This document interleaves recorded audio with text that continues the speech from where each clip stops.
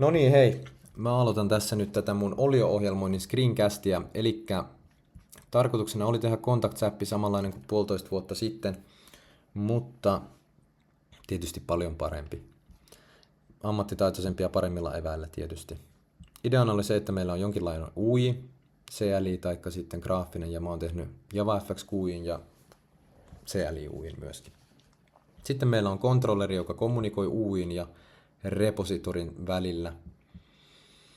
Ja siellä piti toteuttaa CSV-repo ja memory-repo. Ja sitten myöskin nämä MyRe-listit ja MyLinked-listit. Tosiaan.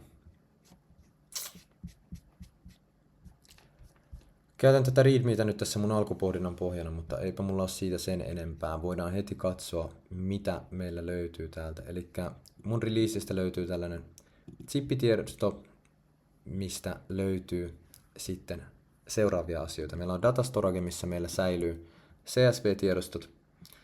Sitten meillä on graafista UIta varten JAR-tiedosto ja sitten on terminaali UIta varten JAR-tiedosto. Ja on paljon helpompi käynnistää tuo terminaali UI ensin. Se näyttää tältä, eli voidaan katsoa kaikki kontaktit, mitä meillä on. Eli menu näyttää tältä.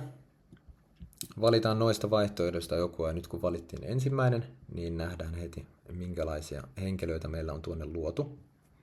Mikäli tähän kirjoitetaan väärää inputtia, niin se antaa meidän tietää, ja sitten tulostaa meille menun taas uudelleen. Jos me lähdettäisiin nyt luomaan uutta henkilöä, niin täällä meillä näkyy kaikki vaatimukset tässä vieressä, että miten pitkä nimen täytyy olla, mutta mikäli joku ei ymmärrä, niin sitten meillä on myöskin validoinnit tuolla. Voidaan nyt luoda testihenkilö. Iässä meillä on validoinnit myöskin negatiivisille luvuille ja sitten myöskin kirjaimille. Sillä on erilaiset viestit. Jotta meillä olisi mahdollisimman realistisia arvoja, esimerkiksi 123. Ja sitten meillä on e-maili, joka voi olla joko tyhjä tai sitten siinä on regexin mukainen e-maili. Ja tähän mikäli me laitetaan vääränlainen e-maili, niin se antaa meidän tietää taas tässä tapauksessa ja voidaan kirjoittaa siihen jonkinnäköinen ratkaisu. Ja tuolta nähdäänkin, että kontaktia on lisätty. Jos me haluttaisiin muuttaa sitä heti, esimerkiksi ei tykätä tuosta, miten sukunimi tuolla näkyy, niin sitten voitaisiin mennä editointiin, valitaan käyttäjä ja sitten nähdään, että minkälaisia fieldeja me voidaan tuolta muuttaa. Ja kaikkien fieldien lisäksi meillä on myöskin tällainen interaktiivinen all fields, mikä vie samalla tavalla kuin kontaktin luonnin yhteydessä niin koko kontaktin editoinnin kaikki fieldit läpi. Mutta nyt vaihdetaan vaikka tuota sukunimeä ja kirjoitetaan se pienellä. Voidaan katsoa, että se on tosiaan muuttunut ja näinhän se on. Ja itse asiassa tuolta meillä tulikin konfirmaatioviesti, että on se muuttunut ja sitten meille palautettiin tuolta person-objekti, että miltä se näyttää.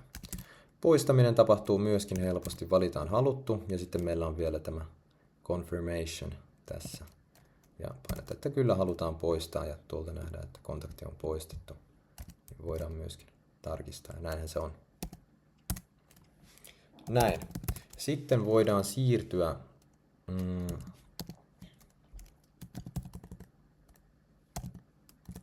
meidän graafiseen UI:hin. Ja se käynnistyy skriptin avulla. Tämä on Gradlen luoma skripti, mikä tuolla on. Siellä oli sellainen install-kansio, minkä mä oon nimennyt src:ksi tätä zippitiedostoa varten. Käynnistetään se. Meillä tulee tosi paljon varoituksia, koska mä käytän Java 2.5 JavaFXn kanssa ja ne ei ole täysin yhteensopivia. Mutta ei anneta tämän huijata meitä, kaikki toimii. Täällä me nähdään etunimi, sukunimi, ikä ja e-maili ja voidaan jopa sortata näitä näiden perusteella.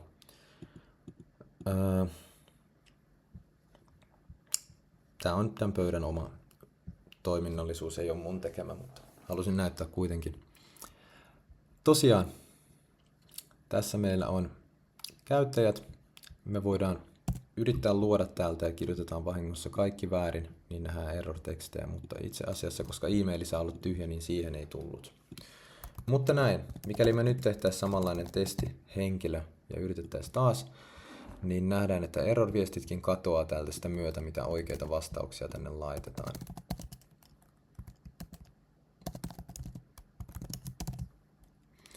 Ja näin, luodaan meille henkilö, nähdään, että se lisääntyykin tuonne suoraan.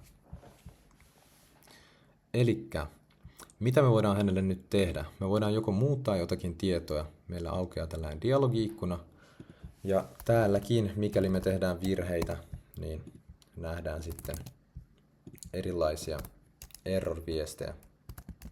Laitetaan hänelle vielä realistisempi ikä ja poistetaan sähköposti kokonaan. Ja nähdään, että asiat pysyy näin. Voidaan myöskin tarkistaa, että meillä säilyy muutokset. Ja näinhän se on. Ja sitten voidaan myöskin deletoida käyttää. Meillä tulee tällainen alertti-ikkuna sitä varten. Näin voidaan poistaa hänet tästä. Näin, mutta voidaan sitten siirtyä koodin pariin. Eli koodissa meillä on, tässä hehkutan, että kaikki mun testit menee läpi. Voidaan tosiaan katsoa, miltä appi päätiedosto näyttää. Mä oon pistänyt kommentteihin kiinni nämä vaihtoehtoiset repot, listit ja uit, mitä tässä voi käyttää, jotta niitä olisi vielä helpompi vaihtaa. Eli ei tarvitse muuta kuin kommentoida alempia, ottaa kommentista pois ylempi ja sitten käyttää uutta ratkaisua. Mutta näin, terminaal-UI meillä käynnistyy omalla start-metodilla ja sitten fx-UI meillä käynnistyy applicationin launch-metodilla. Mutta voidaan lähteä katsomaan niin kuin ihan helpoimmasta päästä, eli mitä täältä löytyy. Meillä on person-luokka. Person-luokassa on melko helppoja asioita. Tämä on siis ihan klassinen luokka, missä on kaikki toStringit, equalsit, hashcodit, mitä tässä ei sinänsä käytetä. Mutta tehnyt IntelliIdean avulla nämä kaikki. Muutellut vähän näitä settereitä. Ja sitten tehnyt tänne staattiset validointimetodit, jotta niitä voi sitten käyttää tuolla UI:ssa sitten kun niitä tarvitsee. Elikkä validoidaan niin kuin ihan pituuden tai luvun perusteella, mutta sitten täällä on regeksi, minkä mä oon ottanut netistä suoraan, paitsi että lisännyt tänne tällaisen oman vaihtoehtoisen tyhjän email-kentän mahdollisuuden. Mutta ei sen kummempaa. MyList-interfaceissa meillä on melko helpot metodit. Itse asiassa on ottanut tämän suoraan mun tehtävistä, koska toteutin tämän oppitunneilla ja sitten ollaan käyty läpikin, että hyvä ratkaisu on. Ainoa mitä on lisännyt tähän on set, minkä tarkoituksena on se, että indeksin kohdalle vaan korvataan joku uusi objekti. Ja samoin mä oon ottanut array-listit ja linked-listitkin suoraan sitten tehtävistä. Täälläkään ei mitään monimutkaista ole. Kyllä, aika lailla helppoja asioita nämä on. En usko, että on ruutuajan arvosta nyt tässä tapauksessa. Tosiaan helppoja metodeita nämä kaikki. Sitten voidaan siirtyä repositoreihin. Sielläkin mulla on interface. Otin vähän inspiraatiota tuosta MyLististä ja päätin, että tehdään interface tännekin. Eli meillä on find all, meillä on save, delete ja edit. Ei mitään sen kummempaa. Memory repo on helpompi. Eli tallennetaan kaikki MyListiin, mikä alustetaan sen appin avulla, jottei sitä tänne tarvitsisi kirjoittaa toiseen paikkaan sitten myöskään. Find all palauttaa koko taulukon. Täälläkin on siis aika helppoja juttuja. Käytetään vaan noita linked listin ja array listin metodeita. Näin.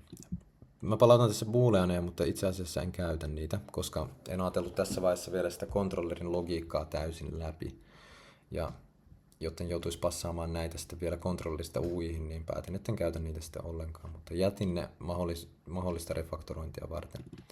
CSV-repossa on ihan samanlaiset toteutukset, paitsi että kaikissa lisäys, poisto ja päivitysmetodeissa me kutsutaan tällaista update-failia, mikä käydään kohta läpi. Alussa kutsutaan load.csvtä konstruktorissa ja tarkoituksena vaan se, että luetaan tiedosto ihan samalla tavalla kuin kotitehtävissäkin luettiin. Otin sieltä aika lailla suoraan logiikan ja sitten vaan asetetaan indeksien kohdalle omat asiat. Update-faili taas sitten yliajaa koko tiedoston. Eli me ylikirjoitetaan meidän persons mailisti uudelleen CSV, eli poistetaan kaikki ja kirjoitetaan siihen päälle vaan. Näin.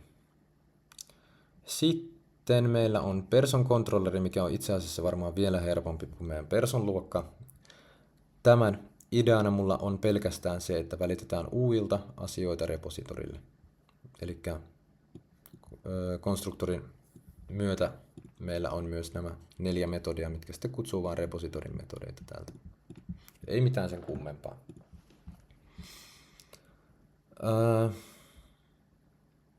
Sitten meillä jää enää UIt katsomatta, eli vaikeimmat asiat, mutta itse asiassa tämä terminaali UIkaan ei ole niin vaikea konseptina. Mulla pyörii kaikki tämän isRunning booleanin ympärillä. Konstruktorissa mä asetan sen trueksi. Ja sitten startti-metodissa me asetetaan tämä while loop pyörimään, missä me printataan menua tästä metodista. Ja sitten tehdään asioita omissa metodeissa, omissa lohkoissaan, kunnes sitten nollaa painetaan, mikä on exitti. Ja sitten suljetaan. Loopia sulkeutuu myös tiedosto. Täälläkään ei mitään monimutkaista siis, eli printataan vaan arvoja täällä. For loopilla kontaktin luominen myöskin tällaisten prompti-metodeiden avulla. Delete-kontakti on sitten vähän paisunut täällä, koska tässä mulla on indeksin validointia myöskin silloin, kun sitä kysytään. Ja sitten täällä on myöskin tämä konfirmaatio, mitkä ehkä olisi hyvä viedä omiin metodeihin. Mutta tässä tapauksessa ne ei nyt ole. Edit-kontaktissa on myöskin vähän paisuneempi logiikka. Täälläkin on näitä menun printtaamisia, sitten on näitä promptaamisia ja omaa switch casea täällä, että mitä vaihtoehtoa me nyt käytetään. Mutta validin promptaaminen on kaikissa sama. Eli ensin kysytään ja katsotaan, ja sitten mikäli se ei ole validi, niin sitten me kysytään sitä uusiksi niin pitkään, kunnes se on. Ja sitten palautetaan arvo. Ageissa vaan katsotaan myöskin se, että se on numero try-catchin avulla, mutta muuten melko yksinkertaista. FXUissa taas sitten vähän enemmän katsottavaa. Eli tästä me ei luoda omaa objektia, vaan me käytetään applicationin launch-metodia, minkä takia meillä on set-controlleri erikseen. Me ei tehdä sitä konstruktorissa, vaan tehdään se tämän avulla. Ja sitten launch käynnistää meillä start-metodin, mikä voi heittää exceptionin, mikäli sillä launchin aikana tapahtuu jotakin ihmeellistä. Mutta sitten kun start-metodi käynnistyy, niin meillä on täällä final intejä, jotka on meillä checkstylea varten. Täällä me ei tehdä mitään erikoista, luodaan vaan stage, eli ikkuna, ja sitten sitten mulla on omille komponenteille täällä omat metodit, jotta tämä ei paisuisi liian isoksi. Katsotaan heti ensimmäistä, eli pöydän luontia. Melko iso kokonaisuus, mutta itse asiassa mitään vaikeaa tässä ei ole. Luodaan vaan kolumnit, luodaan niille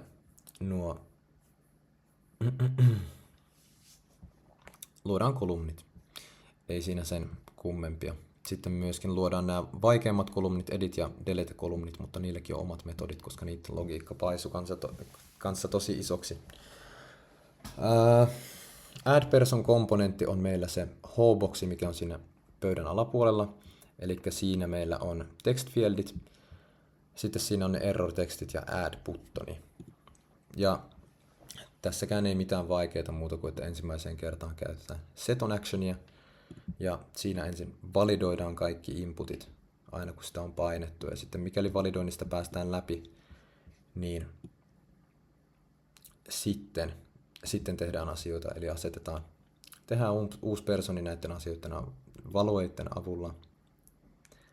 Viedään se sinne CSV:hen ja sitten päivitetään pöytä, mitä katsotaan kohta uudelleen. Sitten myöskin tyhjätään kaikki fieldit. Näin. Sitten meillä on delete column ja edit column. Tosi samanlainen logiikka kummassakin. Melko vaikea logiikka oli, missä tarvitsin eniten apua, jotta ymmärrän kaiken. JavaFX:stä oli niin vähän oppimismateriaalia valitettavasti, niin yritin katsoa mahdollisimman paljon tutoriaalia, lukea Stack Overflowta, mutta sitten käytin myöskin tekoälyä siihen, että opin näitä konsepteja, miltä kaikki näyttää, mutta myöskin huomaa, että ei välttämättä ole optimaalisin ratkaisu tässä JavaFX:ssä, että ei välttämättä pitäisi näyttää tältä, tämä on ehkä ihan liian paisunut, mutta ihan liian paljon asioita yhdessä paikassa, mutta sitten en tiedä, miten tätä pitäisi tehdä toisin. Mutta tosiaan, tässä me luodaan kolumni, ja ylemmissä kolumneissa me käytettiin setCell-value-faktoria, mihin me voidaan asettaa joku tietty arvo, stringi, integeri tai joku muu. Mutta tässä meidän on tarkoitus tehdä oma selli, mihin me asetetaan nappi. Niin meillä on vaan setCell-faktori, luodaan table-selli, ja sitten sille me voidaan asettaa haluamiamme asioita. Täällä on tämä delete-buttoni, mikä meidän on tarkoitus laittaa. Ja tämä on asia, minkä mä opin kanssa. Tämä alustusblokki, instantiointiblokki, en tiedä mikä se on suomeksi. Mutta tämä ajetaan aina kerran, kun luodaan objekti tästä luokasta, mikä on mun mielestä tosi kätevää. Eli en tarvi konstruktoria, mun ei tarvinnut tehdä erillistä luokkaa tästä koko jutusta, että mä saisin konstruktorin, vaan pystyn käyttämään tätä. Ja tässä mä asetan, että jos konfirmaatiodialogi menee läpi, niin sitten me poistetaan henkilö ja päivitetään pöytää. Tää tuli Stack Overflowsta suoraan, ja tää on TableCellin vaatima, koska TableCell jotenkin uudelleen käyttää niitä kaikkia sellejä, mitkä siellä on. Eli vaikka scrollatessa se ei luo niitä, en tiedä miten sen selittää, mutta se uudelleen käyttää niitä sellejä. Eli ne käytännössä hyppii paikasta toiseen. Ne arvot, mitä me sinne asetetaan sisälle, niin tässä tapauksessa mikäli selli on tyhjä, niin me pidetään se tyhjänä, me ei aseteta sinne sisälle mitään, mutta mikäli se ei ole tyhjä, niin me asetetaan sinne nappi tässä delete-kolumnissa. Editissä sama juttu, ihan täysin samanlainen toteutus, mutta meillä on OpenEdit-dialogi täällä erikseen. Ja OpenEdit-dialogi meillä tekee uuden stagein, uuden ikkunan siihen päälle, mikä on pienempi. Ja sitten meillä on muuten aika lailla samanlainen toteutus kuin Addissa. Eli meillä on Save-nappi, mikä validoi inputit ja asettaa kaiken. Ja sitten meillä on Close, mikä vaan sulkee ikkunan. Inputtien validointi ja checkstyle valitti mulle tästä, että mulla on liikaa parametreja. Niitä on 8, vaikka pitäisi olla maksimissaan 7. Mä poistin checkstylesta XML-tiedostosta sen vaatimuksen, koska en keksinyt parempaa ratkaisua. Se oli mun väliaikainen ratkaisu siihen. Täällä tosiaan tyhjätään jokaisen validoinnin yhteydessä error-fiellit, ja sitten validoidaan vaan inputit. Täälläkin katsotaan numerossa, että agessa, että se on validi numero. Konfirmaatiodialogi on alertti, löysin tämänkin Stack Overflowsta. Rupesin eka tekemään samanlaista dialogia kuin Editissä, mutta ajattelin, että mikäli JavaFX on jo tehty valmis ratkaisu, niin miksen mä sitä käyttäisi. Googlasin ja oli tehty. Täällä on tällainen alertin oma konfirmaatiotyyppi, mitä voi käyttää, ja toimii tosi hyvin, näyttää tosi nätiltä. Ja sitten viimeisenä refresh table-metodi, jonka tarkoituksena on siis se, kun observable tablea ei saanut käyttää, jos mä muistan tai jos mä ymmärsin oikein, kun tutkiskelin, niin observable table päivittää vähän Reactin state-tyylimäisesti asioita aina kun ne muuttuu, niin tässä me manuaalisesti päivitetään aina pöytää, kun muutetaan. Lisätään tai poistetaan jotakin. Aina sellaisten asioiden yhteydessä me tyhjätään koko pöytä, ladataan tiedot CSVstä ja sitten täytetään pöytä. Ei mitään sen kummempaa. Muita asioita mulla on täällä testit, eli mä oon tehnyt checkstylit, tarkistanut ne mulla menee täysin läpi, ja sitten myöskin nämä Java Unit-testit. 30 kappaletta ne menee läpi, ja täälläkään ei sinänsä mitään monimutkaista ole, melko niin kuin tällaisia perusjuttuja, aika samanlaista kuin Full Stack-kurssilla, mutta ainoana hyvänä tärkeänä asiana oli mun mielestä tämä tempdir. Eli sen sijaan, että mä käyttäisin sitä mun CSVtä oikeasti, niin mä luon tällaisen väliaikaisen kansion ja sitten luon sinne väliaikaisen tiedoston ja sitten käytän sitä tässä. Mutta muuten aika helppoja nämä testitkin. Tässä mä oon nyt käytännössä käynyt läpi koko mun projektin ja tässä lopussa oli tarkoitus tehdä vähän itsearviointia. Mulla alkaa loppumaan aika tässä, parikymmentä sekuntia jäljellä. Mun mielestä 4-5 arvoinen projekti tää on. Mun mielestä mun kansiorakenne on hyvä ja hyvin skaalattava tulevaisuudessa. Näitä kaikkia datatyyppejä, repositorioita voisi lisätä lisää, mikäli haluaisi. Esimerkiksi JSON-repoa, mikä siellä oli ehdotuksena. Voisi luoda uuden UIin siihen päälle ja ei tarvitsisi muuttaa koodia kovin paljon muuta kuin siellä appissa. Se on ainoa paikka, minne pitäisi tehdä sitten uutta logiikkaa, että miten se uusi käynnistetään sitten ja miten sitä luodaan. Mutta muuten mun mielestä kaikki vaatimukset on mulla täyttynyt. Mä oon tehnyt vähän ekstraa Java Unit-testeissä ja sitten rakentanut myöskin sen graafisen käyttöliittymän, tehnyt validoinnit, mitä ei ollut myöskään pakko tehdä. Niin sen puolesta uskon, että ihan hyvän arvosanan projekti saa, mutta pakko myöntää, että tosi paljon mehuja vei Full Stack-projekti, koska käytin siihen paljon aikaa, niin nyt töitten myötä, kipeyden myötä en ole tehnyt tätä kovin paljon. Ekat 2 releaseä oli melko tyhjiä. 3. releasein aikana mä tein Terminal UIin ja sitten, tai CLiin. Ja nyt viimeisen sprintin tai viimeisen releasein aikana mä oon täyttänyt nyt nämä JavaFX-vaatimukset ja sitten tehnyt validoinnit ja muut tällaiset asiat, kaikki testit ja muut. Niin mun puolesta tää on kyllä hyvä. Mitään isoja bugeja mulla, tai mitään bugeja, mitä mä tietäisin, että on, mulla ei ole. Mutta sitten tietysti hakutoiminto olisin halunnut tehdä sen, en vaan ehtinyt. Se puuttuu ja sitten puuttuu sorttaus sitten CLI-UIssa. Ehkä ainoat asiat, mitä mä vielä haluaisin itse tähän lisätä, mutta en enää ehdi. Mutta näin, kiitos paljon.